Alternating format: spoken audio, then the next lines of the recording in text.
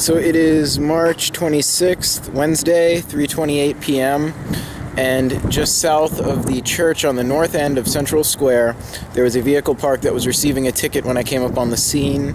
AKPF agent Jane was the one issuing the ticket.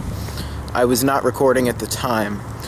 I had just filled the meters that were on the side that she would have been approaching as I was coming around the corner. At least I presume she had just come from the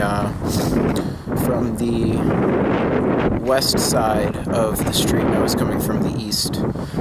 So anyway, I rounded that corner, saw the ticket being issued. As the ticket was being punched into the computer, the man who I guess was in charge of the vehicle came up to the vehicle. I saw that there was some exchange between him and Jane, as usually happens when someone returns to their car and a ticket's being issued. Usually it's like, oh, do I need to get it? Is there a way?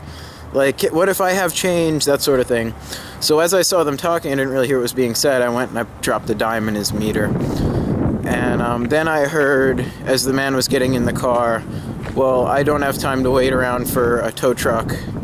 I have to get to class. I don't have time to wait for a tow truck, or something along those lines, something about class. And so I noticed he got in his car and he started pulling out, and I saw Jane was doing something with her phone to indicate that authorities may have been being summoned. And then I'm sure you could see that part of the video. By then I was recording. I think I started recording right after he said about he had to get to class. So I don't think the person necessarily did anything wrong.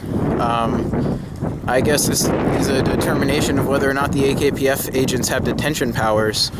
Allegedly, I guess, principally the idea is that the car was being detained, possibly, and that the AKPF agent had the power to detain the car. The person didn't want to get detained.